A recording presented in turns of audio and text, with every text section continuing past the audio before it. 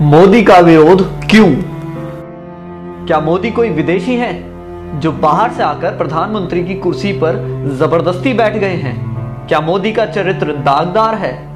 क्या मोदी ने कोई भ्रष्टाचार किया है? क्या मोदी अपनी तिजोरी भर रहे हैं नेहरू गांधी परिवार की तरह? क्या मोदी का कोई बेटा, भतीजा, भाई, भौजाई जिसको वो लाभ देने में लगे हैं? क्या मोदी की विश्वसनीयता संदेह के घेरे में है?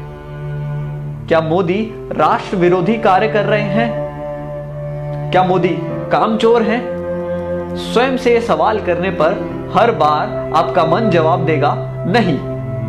तो फिर मोदी से एलर्जी क्यों? अल्पज्ञानी आरोप लगाते हैं कि राम मंदिर नहीं बनवाया, धारा 370 नहीं हटाई, पीडीपी से गठबंधन कर लिया, 15 लाख नहीं दिए, अच्छे दिन नहीं आए।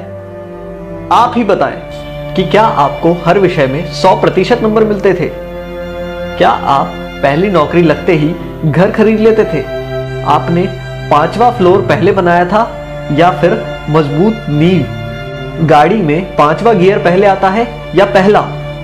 उदाहरण और भी जोड़ सकते हैं। कोई नहीं बताता कि अगर मोदी नहीं तो और कौन? कौन बना सकता है स्थायी सरकार? कौन बनवा सकता है राम मंदिर?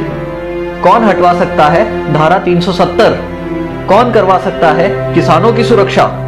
कौन कर सकता है भारत की रक्षा? ये एक साजिश है लुटेरों की ताकि आप फंस जाएं और इनको लूटने को मिले।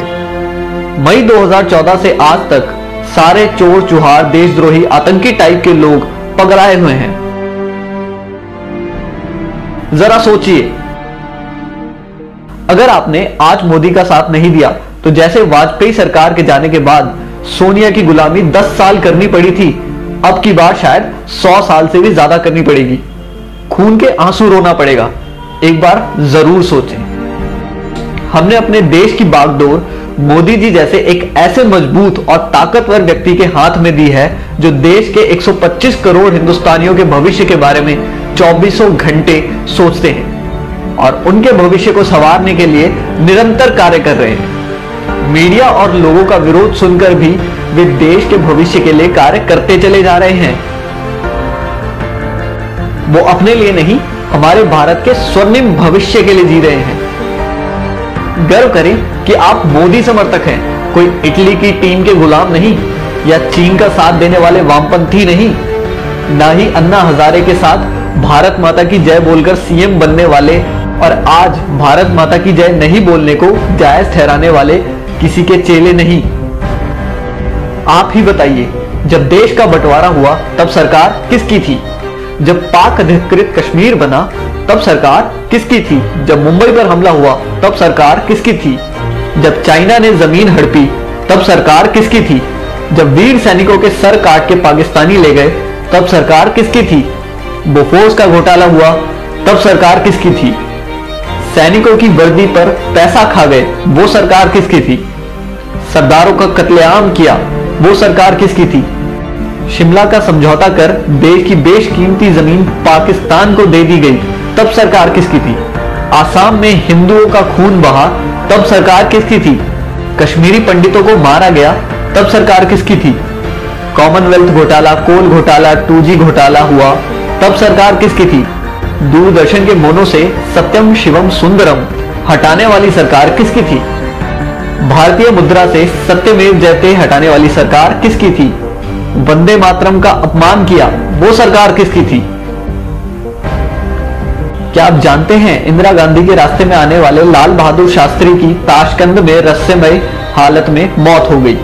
नेहरू के लिए खतरा बन रहे श्यामा प्रसाद मुखर्जी और दीनदयाल उपाध्याय की हत्या कर दी गई और पुलिस ने आज तक इस साजिश से पर्दा नहीं उठाया। राजीव गांधी के लिए चुनौती बन रहे वीर बहादुर सिंह की पेरिस में मौत हो गई, जबकि उनको हृदय की कोई समस्या ही नहीं थी। सोनिया गांधी के खिलाफ कांग्रेस अध्यक्ष का चुनाव लड़ने की 2 लोगों ने हिम्मत की, राजेश पायलट और जितेंद्र प्रसाद। राजेश पायलट की कार को एक रहस्यमय तरीके से ट्रक मारकर गायब हो गया और जितेंद्र प्रसाद बरेली के एक सर्किट हाउस में मर गए।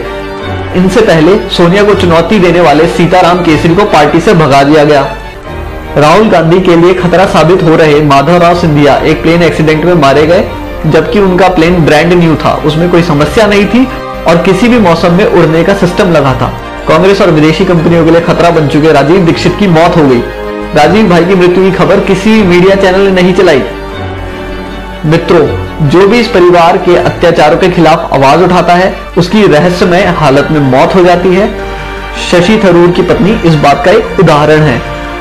संविधान की धारा 30A के तहत विद्यालयों में गीता रामायण पढ़ाना क्यों प्रतिबंधित है और मदरसों में कुरान और ईसाइयों को बाइबल पढ़ाने की छूट है। हिंदू मंदिरों और तीर्थ स्थानों के चढ़ावे पर 70% सरकार का हक, मस्जिदों और मजारों पर चढ़ावे का पूरा हक उन्हीं का, साथ ही सरकारी अनुदान। बाबा अमरनाथ और कैलाश पर्वत की यात्रा पर सरकार को टैक्स, लेकिन हज यात्रा पर सब्सिडी। इच्छा है तो इस मैसेज को आगे बढ़ाएं, वरना स्वयं को भारतीय कैसे कहेंगे। जय हिंद।